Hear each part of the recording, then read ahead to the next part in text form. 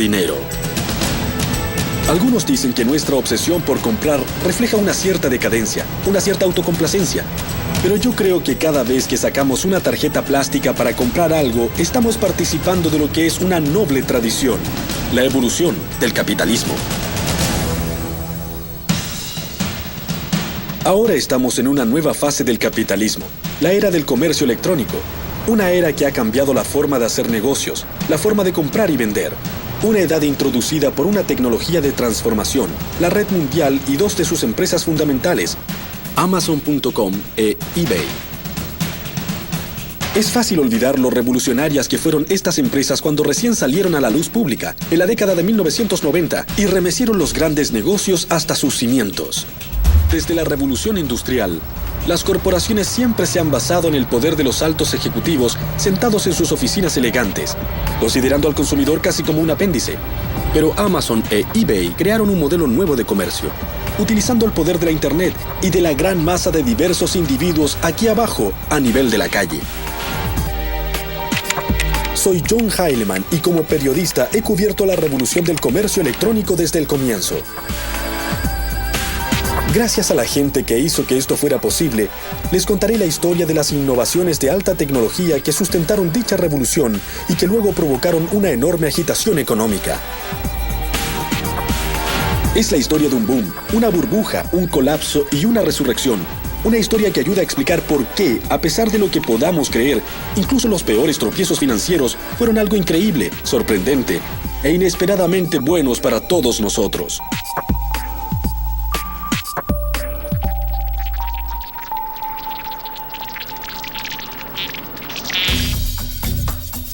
Es casi un cliché, pero si buscan la próxima gran invención de alta tecnología, el mejor lugar donde buscar es una cochera. ¡Ah, sí! La cochera. El lugar en que, según la tradición tecnológica, se incubaron las grandes compañías, Hewlett Packard, Apple. La lista es interminable. La cochera que nos interesa hoy es el lugar de nacimiento de Amazon.com. Está en los suburbios de Seattle y perteneció a un hombre llamado Jeff Bezos. Bezos comenzó en Wall Street en la década de 1990. Era un hombre muy analítico, maniático de la hoja de cálculo y con la llegada de la red comenzó a pensar en forma sistemática sobre sus cualidades únicas y los productos que serían ideales para vender. Hizo lista tras lista, pero en el tope de todas ellas siempre figuraban los libros. Hay millones de libros activos o imprimiéndose en todo el mundo y se podía crear algo en línea que jamás podría existir de otra manera. No hay forma de tener una librería con millones de títulos. Bezos comenzó con Amazon en el verano de 1995. Alrededor de la misma época, otro joven en Silicon Valley, Pierre Omidyar, también estaba pensando mucho en la red. Hoy Omidyar es un multimillonario, pero entonces era otro programador idealista de software, pero con una idea interesante, una idea que se convertiría en eBay. Al comienzo, Pierre Omidyar y Jeff Bezos tenían una cosa en común. Pensaban que la red era un lugar para hacer negocios y no solo para divertirse. Pero fuera de eso, Pierre era de Venus y Jeff era de Marte. No podían ser más diferentes. Jeff se preocupaba de tener un plan, de la investigación de mercado, del análisis metódico. Y Pierre, bueno, no tenía un plan de negocios. No hizo ninguna investigación de mercado. Era solo un humilde codificador de software que pensaba que la idea de un sitio de remate en línea sonaba bastante bien. Era una idea de la que podía ocuparse él solo, trabajando en su computadora. Pensé que tal vez se podía usar la red y utilizar el poder de esta tecnología para reunir a la gente en un lugar y crear un mercado, un mecanismo de mercado que fuera en realidad eficiente, donde la gente corriente pudiera competir a un mismo nivel con grandes jugadores. Eso fue lo que siempre pensé hacer con eBay. Omidyar creía que un sitio de remates en la red sería más justo y más accesible que cualquier mercado existente. De modo que decidió hacerlo por su cuenta en un largo fin de semana de septiembre de 1995. Me senté el fin de semana del día del trabajo en mi casa y comencé a escribir códigos, y fue algo realmente simple. Se podía crear un artículo, se podía poner en una lista, se podía obtener una lista de todos los artículos creados y se podía hacer ofertas por un artículo. Y estaba listo para partir. Al comienzo, cuando las visitas al sitio de Omidyar comenzaron lentamente, en verdad habían pocas cosas. Algunos artículos de computación, una gran cantidad de artículos dispares, ropa interior autografiada de celebridades, algunos juguetes. una fiambrería de superhéroe. Es decir, parecía que fuera el comienzo de una empresa impresionante con gran potencial, o solo una pila de basura de segunda mano. Si piensan que era esto último, bueno, es una razón más por la que ustedes no son millonarios, y Pierre Omidyar sí lo es. En Discovery Channel.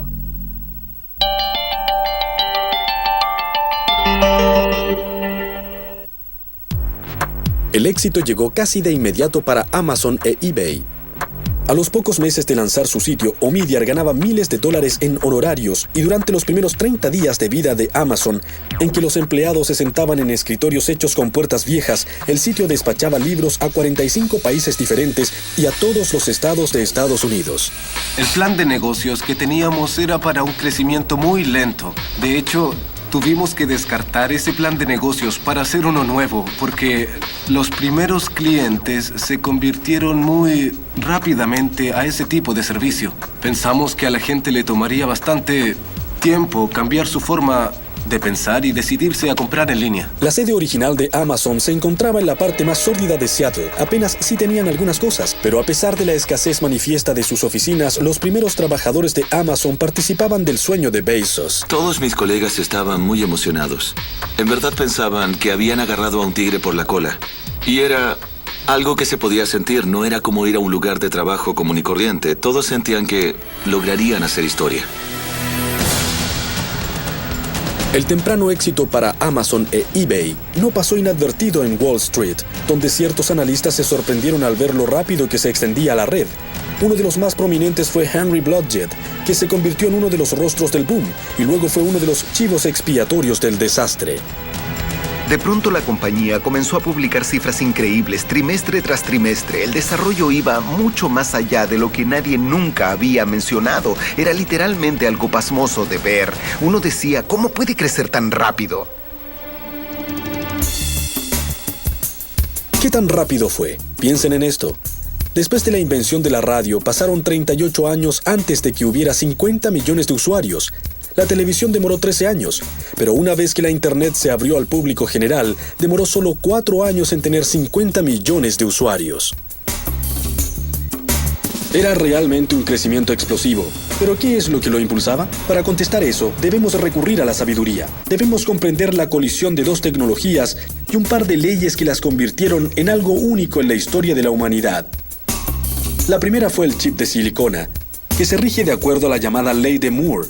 Establecida hace más de 40 años por Gordon Moore, cofundador de Intel, la ley de Moore establece que la velocidad y potencia de los circuitos integrados, desde los microprocesadores a los chips de memoria, se duplica cada 18 meses. La primera reacción a ello podría ser ¿y qué? Resulta que si se considera este proceso en el tiempo, se ve cuántas fases de duplicación se necesitan para alcanzar una cifra grande.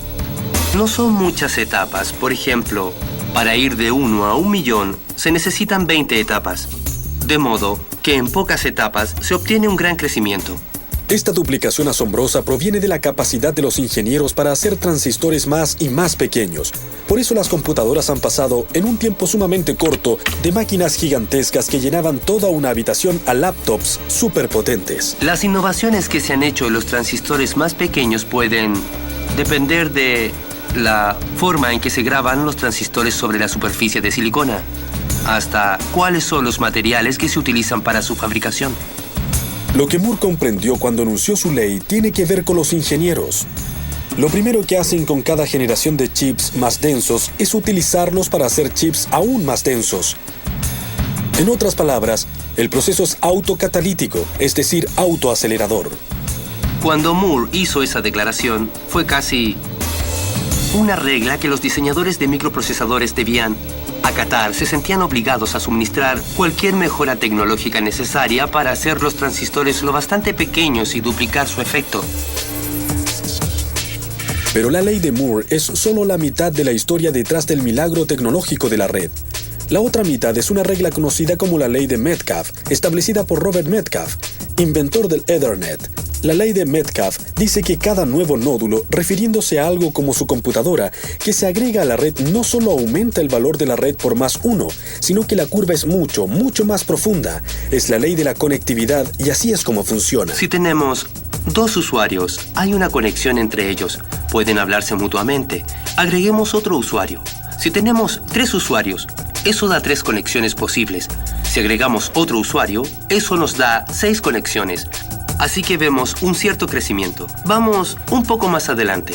Si tenemos 10 usuarios, de hecho hay 45 conexiones posibles entre parejas de usuarios. Como ven, el crecimiento es en realidad bastante alto. De hecho, si pasamos a 100 usuarios, resulta que hay casi 5.000 parejas de usuarios posibles que pueden comunicarse entre sí. Lo que esto en verdad significa para el crecimiento de la Internet es que la Internet adquiere velocidad a medida que avanza. Eso quiere decir que a medida que aumenta el número de usuarios, también aumenta la utilidad de la red y con el tiempo terminan siendo aún más imperioso que nuevos usuarios se unan a ella. A mediados de 1990, las leyes de Moore y Metcalfe funcionaban a la par, alimentando una espiral ascendentes. Computadoras más rápidas y potentes se conectaban cada vez más, haciendo que la red fuera exponencialmente más útil y también popular. Aunque la gente de Wall Street no tenía idea cómo funcionaba todo esto de la tecnología, podía ver que este asunto de la Internet realmente estaba despegando y se convertía en un auténtico medio de comunicación, lo que quería decir que había mucho dinero que ganar. Y cuando la ignorancia se une al entusiasmo desenfrenado y la codicia, bueno, ya saben lo que quiere decir. Quiere decir que una fantástica burbuja financiera está a la vuelta de la esquina.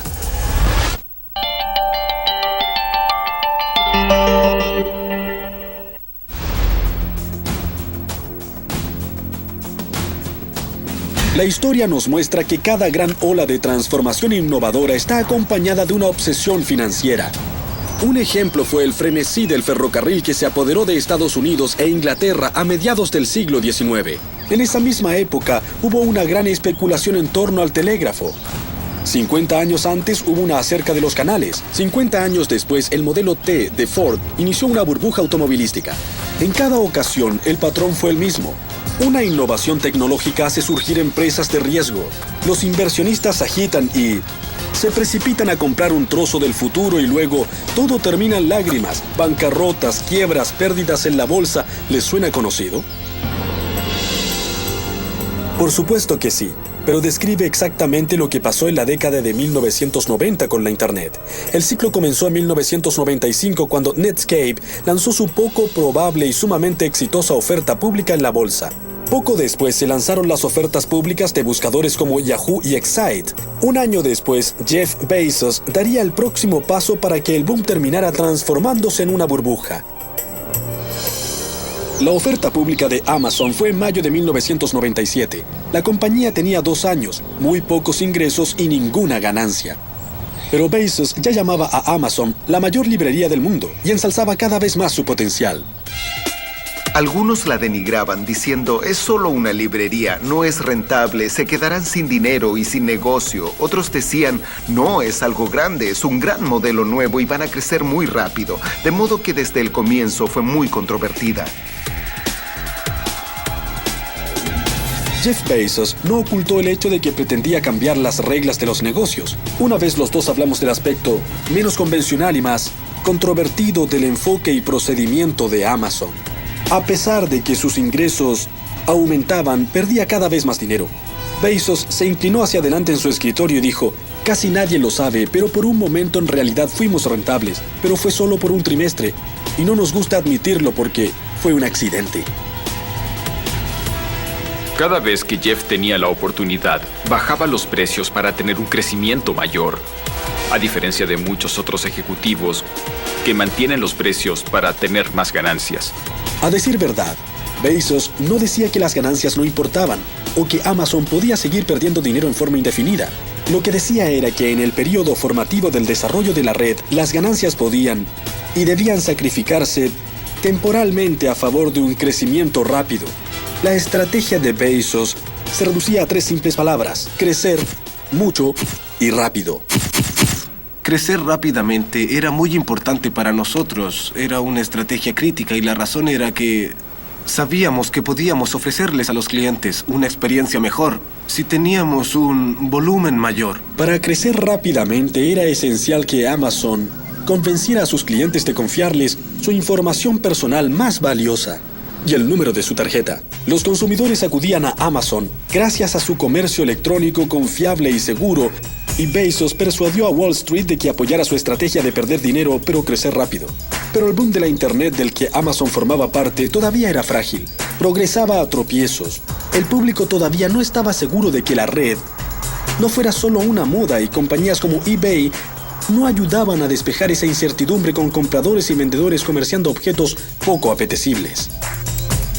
En el momento que creé eBay, no sabía que había tantos coleccionistas. Es decir, ni siquiera tenía idea. No soy un hombre de negocios, no hice una investigación de mercado. Al comienzo, cuando surgió eBay, había muchos gerentes de inversiones que nos llamaban y decían, vamos, son solo ventas menores. ¿Quién quiere pagar por cosas que no se pueden ver? Decíamos que la gente era básicamente buena, que solo hacía negocios entre sí. Era gracioso contar eso en Nueva York. Todos miraban y decían, ¿en serio? En la primavera de 1998, Pierre y sus inversionistas se dieron cuenta de que necesitaban al mando a alguien de primera categoría si querían que Wall Street tomara en serio a eBay. Encontraron a Mae Whitman, una graduada de Harvard que una vez se ocupó del mercado en Walt Disney y había sido una alta ejecutiva de la empresa de juguetes Hasbro. Tratamos de definir a la compañía en términos de artículos coleccionables porque el 98% eran productos de ese tipo. De hecho, el 8% de los artículos eran bebés Beanie. No era algo que dijéramos mucho. eBay programó el lanzamiento de su oferta pública en septiembre de 1998, en un momento en que toda la economía mundial estaba agitada debido a la crisis financiera de Rusia en ese verano. ¿Querría alguien comprar acciones de una empresa que muchos llamaban mercado de las pulgas? Nadie lo sabía. La incertidumbre aumentó cuando la mañana de la oferta pública los mercados abrieron e eBay ni siquiera se estaba cotizando. Esa mañana llegamos a Nasdaq para ver cómo se efectuaba la primera transacción y estuvimos esperando y esperando. Estaba ligeramente pesimista. Pensé, nada nunca ha funcionado bien para mí y esta será otra de esas situaciones. Pero la oferta pública no solo funcionó para eBay, sino que la empresa tuvo un resultado fantástico con una cotización que superaba las expectativas de todos. Ese primer día, las acciones de eBay subieron muchísimo y al final del día la empresa valía más de $2,000 millones.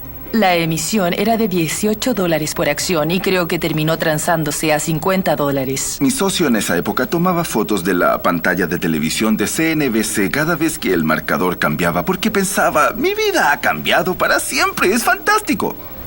Mientras tanto, Wall Street estaba observando a Amazon y le gustaba lo que veía.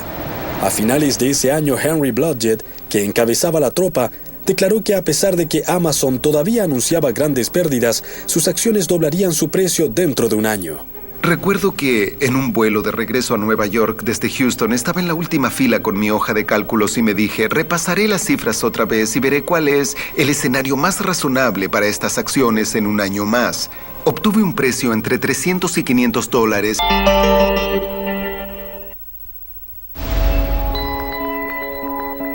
Las ofertas públicas de Amazon e eBay hicieron sumamente ricos a Jeff Bezos y Pierre Omidyar, al menos en el papel, pero también tuvieron un efecto aún mayor, los hicieron famosos. A medida que su historia se conoció, inspiró a legiones de imitadores, a estudiantes de las escuelas de economía de todo el país que comenzaron a empacar y trasladarse a Silicon Valley. Cuando me mudé a San Francisco a comienzos del 98, la emigración apenas había comenzado, pero a finales de ese año, después de la OPI de eBay, la creciente confianza de que los giros de la economía mundial no iban a ahogar el boom, surgió una nueva fiebre del oro. Prácticamente se podían ver hordas de cateadores.com cruzando el puente de la bahía armados de laptops y planes de negocios en vez de picos y palas. Y en verdad, ¿quién podía culparlos? A juzgar por eBay y Amazon, todo parecía tan fácil. Es cierto que Bezos y Omidyar eran listos, ambiciosos y monotemáticos, pero también lo eran muchos graduados de Harvard, Yale y Wharton. Y parecía que todas las reglas estrictas de los negocios habían desaparecido. ¿Experiencia? ¿Quién la necesitaba? ¿Ganancias? Por favor. Era un nuevo mundo feliz, una nueva economía en que la gravedad y las leyes de la física no parecían preponderantes. La gente en los restaurantes y en los bares veía los canales de noticias económicas en la televisión para enterarse de cómo iban sus acciones. Entre todas las fuerzas que impulsaban el boom.com, ninguna era más profunda que la democratización del mercado de valores que quitó el poder a profesionales de Wall Street y nos dio a todos la capacidad de comprar y vender acciones desde la comodidad de nuestra casa.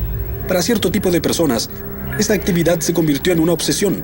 Los llamaban operadores de un día y comenzaron a hacer que la bolsa se viera como un casino barato. Los operadores de un día compraban acciones por la mañana y las vendían por la tarde. ¿Y dónde obtenían esos operadores de pacotilla la información en la que basaban sus astutas maniobras? Pasaban mucho tiempo buscando chismes en las salas de chat del mercado de valores. Y más importante aún, pasaban todas las horas de vigilia viendo CNBC. Era como un deporte nacional, casi una obsesión. Y la gente que nunca había soñado con comprar acciones se dedicó a hacer eso con pasión.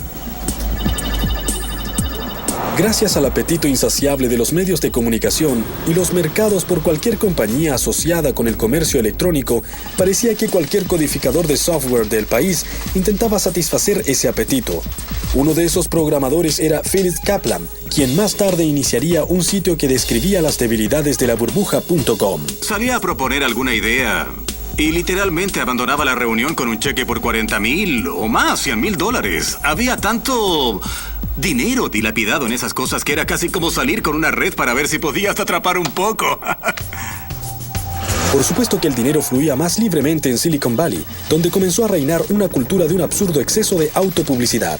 Un servicio de venta de billetes con sede en San Francisco celebró su cambio de nombre con una fiesta para 3,000 personas en un hangar aéreo. La gente gastaba sumas increíbles de dinero. Escribí sobre una compañía que gastó $10 millones en su fiesta de lanzamiento. Contrataron al grupo The Who, reunieron 12 millones y gastaron 10 millones en la fiesta. Tal vez el gasto más loco de todos era el de los avisos por televisión. Durante el Supertazón del año 2000, más de una docena de compañías gastaron un promedio de $2.2 millones en avisos de 30 segundos, dilapidando 40 millones del dinero de los accionistas y de un capital no tan duramente ganado.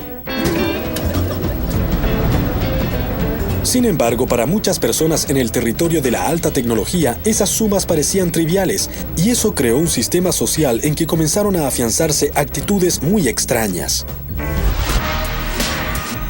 Tom Wolfe bautizó los años de 1980 como la década del yo, pero en 1999 era obvio que los años 90 eran la década E. Prácticamente todos los días una nueva compañía de comercio electrónico salía a la luz.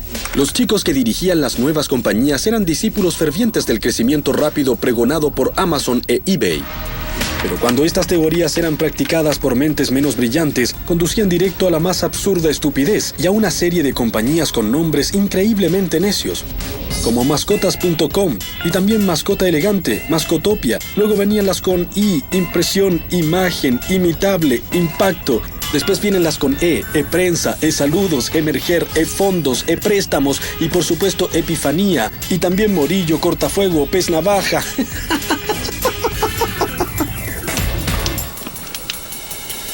Pocas de estas compañías tenían una razón convincente para existir, y menos aún, una estrategia básica o alguna noción de economía. Fue una época muy cargada, llena de energía, diría que casi frenética, en que era demasiado fácil perder la perspectiva y parte del criterio.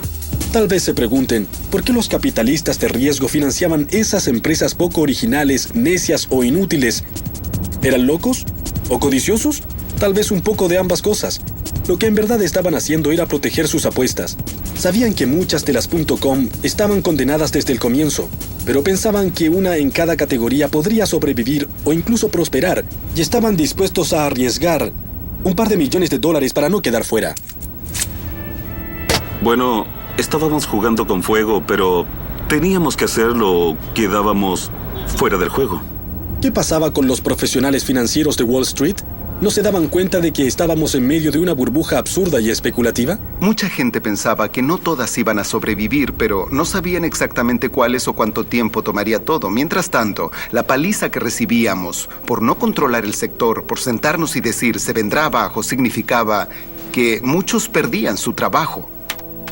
Blodgett sabía que muchas compañías de comercio electrónico eran poco sólidas, pero su argumento era que esa no era necesariamente una buena razón para no comprar sus acciones. El problema es que ocasionalmente expresaba su verdadera opinión de estas empresas en correos electrónicos privados. Más tarde, cuando la burbuja reventó, eso lo perjudicaría.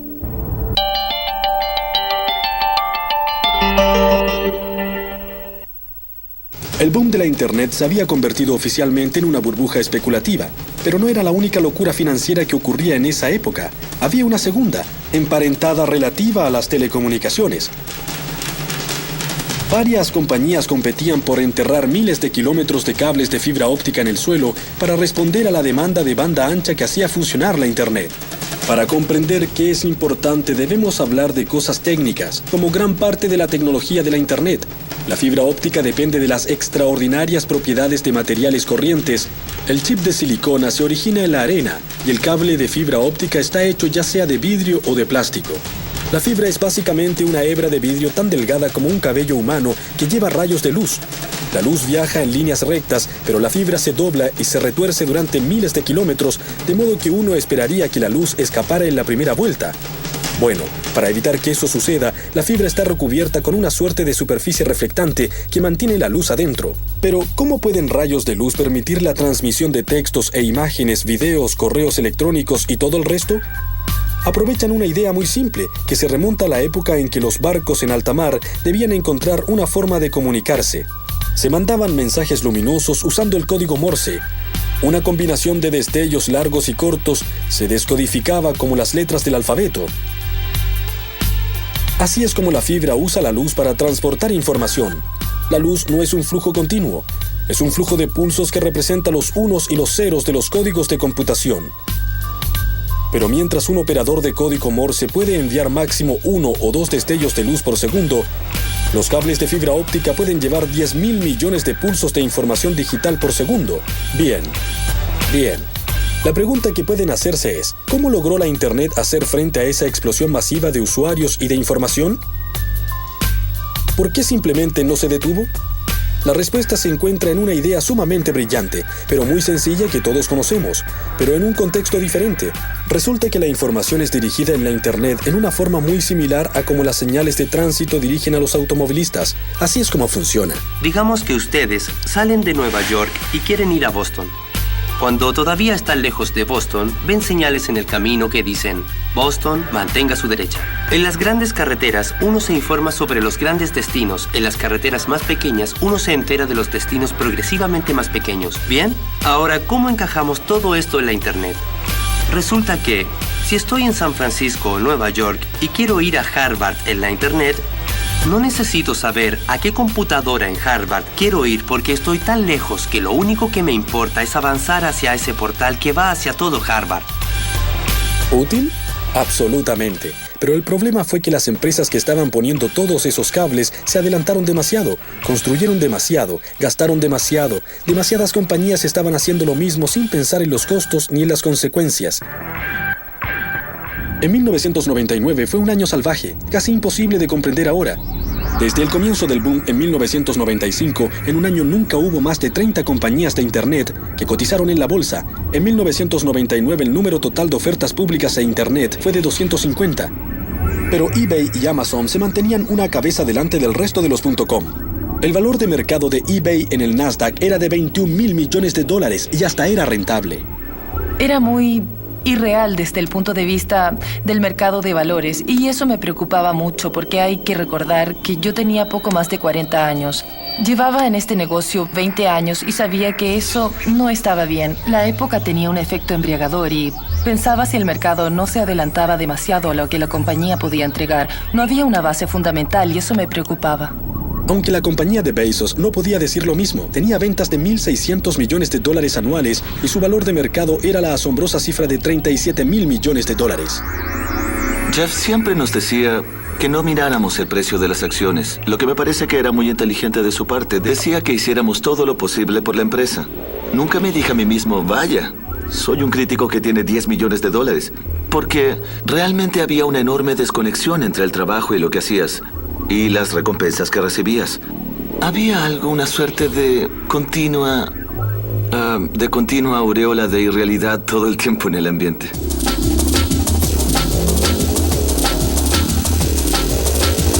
A medida que se acercaba el cambio de milenio, Jeff Bezos recibió un honor que en el pasado había sido otorgado a gente como Mahatma Gandhi, Martin Luther King y Adolfo Hitler. La revista Time lo nombró el personaje del año, la encarnación del comercio electrónico. Para Bezos era un honor, una señal que lo elevaba al panteón de las grandes figuras americanas de los negocios. Pero los más cínicos lo veían de otra forma, como una señal de que el fin estaba cerca.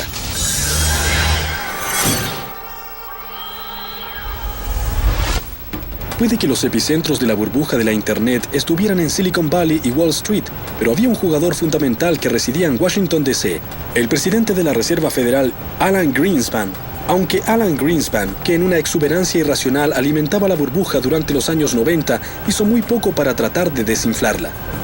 Greenspan creía que la tecnología estaba creando una nueva economía, una en que las viejas reglas ya no eran aplicables. Pero después de ver el demencial aumento del mercado de valores en 1999 y ver señales de un peligroso recalentamiento de la economía en general, Greenspan decidió que había llegado la hora de enfriar un poco más las cosas. En febrero del año 2000 y luego en marzo, Greenspan aumentó la tasa de interés a su mayor nivel desde 1995, señalando que estaba realmente decidido a poner término a la burbuja. Al mismo tiempo que Greenspan tomaba medidas, Wall Street comenzó a ver a sus mimadas.com en forma más severa.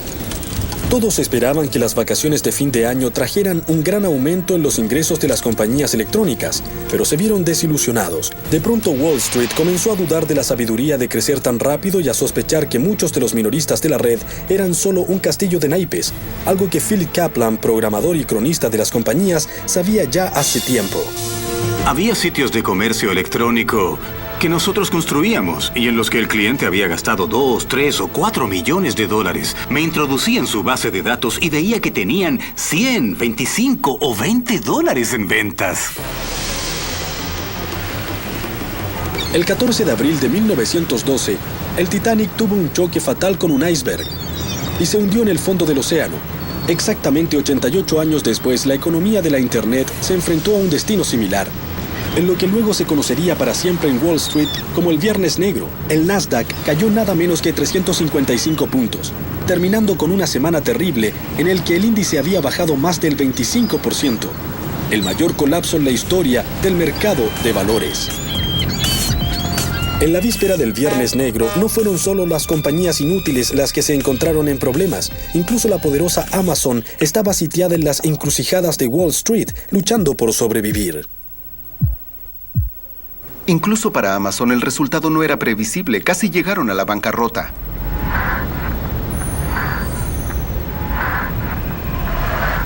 A medida que las acciones de Amazon se venían abajo, también lo hizo la fortuna de papel de James Marcus.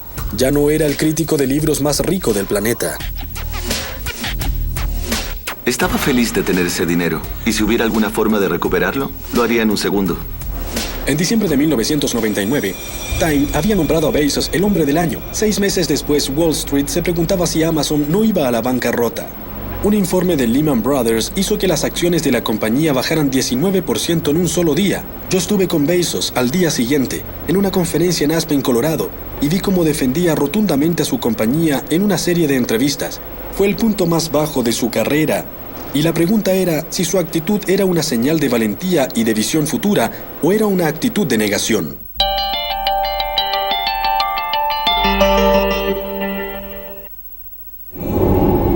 A comienzos de 2001, Bezos despidió 1.300 empleados en los que pareció ser un giro trágico para una empresa que hasta hace poco había representado lo que era mejor en el comercio electrónico. Una decisión así es muy dolorosa para todos en Amazon.com, muy angustiante a nivel personal, y claramente es la decisión correcta. 18 meses después del Viernes Negro, llegó el 11 de septiembre, que finalizó en forma definitiva el largo boom que había animado la economía americana y mundial en la década de 1990. Desde su punto de vista más alto, sobre los 5.000, el Nasdaq había perdido más de 2/3 de su valor. Incluso los gigantes de alta tecnología como Intel y Sun Microsystems quedaron heridos junto a muchos jóvenes genios del .com. Webvan, adiós. Excited Home, adiós. Glow.com, Pets.com, Boo.com, adiós, adiós, adiós. En una cita famosa, Elizabeth Kubler-Ross dijo que frente a la muerte hay 5 etapas de duelo: negación, ira, negociación, depresión y aceptación. Pero cuando se trata de la muerte de burbujas del mercado de valores, hay una etapa adicional que viene antes de la aceptación, la recriminación. Los deudos se sienten estafados por el muerto y buscan a alguien a quien culpar. Y en este caso fue Wall Street. En defensa de los indignados accionistas, el entonces fiscal general de Nueva York y actual gobernador Eliot Spitzer lanzó una cruzada para reformar las ofertas públicas y castigar a los supuestos villanos. Su objetivo más famoso fue Martha Stewart, pero en segundo lugar estaba nuestro viejo amigo, Henry Blodgett. Claro que estaban furiosos, perdieron mucho dinero.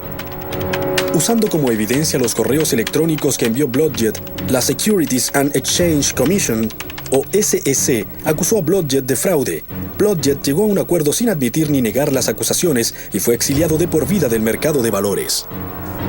No puedo entrar en detalles acerca de los correos, pero desde una perspectiva más amplia, yo me entusiasmé con el impulso de la ola de Internet. Tuve mucha suerte respecto al momento en que estuve allí. La verdad, fui muy optimista respecto a las compañías correctas en su momento y vi un beneficio tremendo con el boom. Y creo que probablemente más que ningún otro analista sentí la caída como un choque a toda velocidad contra las rocas. 5 años después, la amargura que dejó la burbuja.com se ha calmado. La aceptación ha funcionado. Pero si la mayoría mira en retrospectiva, le parece que fue un momento de demencia temporal, en que mucha gente fue despojada por un grupo de estafadores digitales. En resumen, fue algo muy malo. Pero también hay otra corriente de opinión, una que tiene mayor perspectiva histórica y lógica económica, una que ve ciertas virtudes en la burbuja y el alto precio que pagamos por el progreso.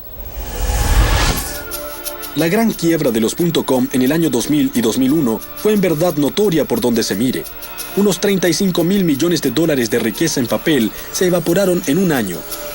Pero no ha sido un suceso único. Cuando reventó la burbuja de los ferrocarriles, las acciones perdieron el 85% de su valor y el colapso de las burbujas del automóvil, los canales y el telégrafo también causó pánico y recesión. Pero de esas burbujas surgieron las comunicaciones masivas y la red de ferrocarril que son vitales para nuestra vida diaria. Lo mismo ha sucedido con el comercio electrónico. Puede que hayan desaparecido incontables.com, pero unas pocas compañías no solo sobrevivieron, sino que se convirtieron en gigantes sumamente rentables. Se podría decir que Amazon e eBay son la Ford y la General Motors de la economía de la red. Lo que hicieron Amazon e eBay fue fundamentalmente diferente y lo hicieron temprano, en forma agresiva y sumamente bien, reconociendo que la experiencia del cliente es algo fundamental y por eso todavía existen hoy entre nuestras corporaciones multinacionales globales.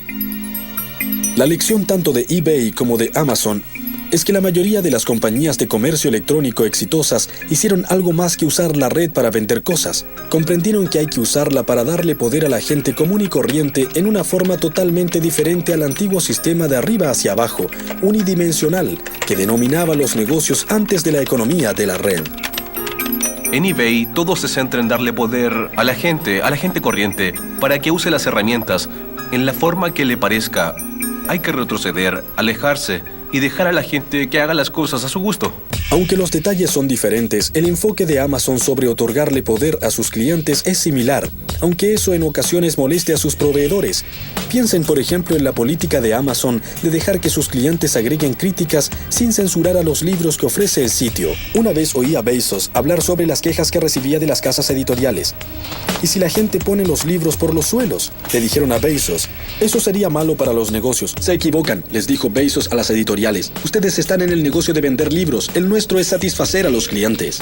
Lo más importante para mí respecto a lo que la gente puede decir sobre Amazon.com unos 50 o 100 años en el futuro, lo que me gustaría escuchar es que establecimos un nuevo estándar en el servicio al cliente. Lo que hizo que el superviviente sobreviviera es, primero, una profunda comprensión y un enfoque incesante en sus clientes.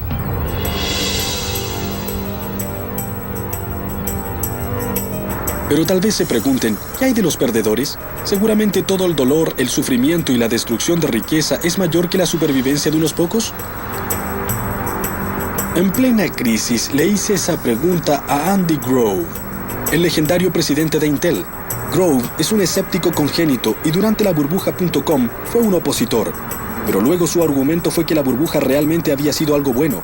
Dijo que esa increíble locura evaluadora había atraído sumas astronómicas de millones de dólares a la construcción de la infraestructura de la Internet, desde los cables de fibra óptica a la base de datos de los clientes de Amazon. Y luego agregó que aunque esa infraestructura igual se había construido, ocurrió en un periodo de 5 años en vez de 15, lo que fue una ventaja para Estados Unidos y el mundo. Grove también expuso otro argumento, que las .com habían prestado un servicio invaluable al aterrorizar completamente a las empresas tradicionales. Las obligaron a tomar en serio la red y a convertirse en compañías de Internet casi contra su voluntad. ¿De modo que las .com no murieron en vano?, le pregunté. No, me contestó Grove. Las .com se arrojaron a la hoguera, pero el resultado fue crear una llama aún mayor. Se perdieron demasiados trabajos, muchas compañías fracasaron, pero también es cierto que de eso surgieron muchas compañías nuevas y fueron perdurables. Y además la economía se vio genuinamente transformada. El concepto de la destrucción creativa es famoso en la economía y parece una buena descripción de lo que ocurrió en la era .com y de lo que está pasando ahora. Primero, una ola de innovaciones, luego una locura financiera y después una gran quiebra, seguidas de una edad de oro, construida sobre lo que quedó.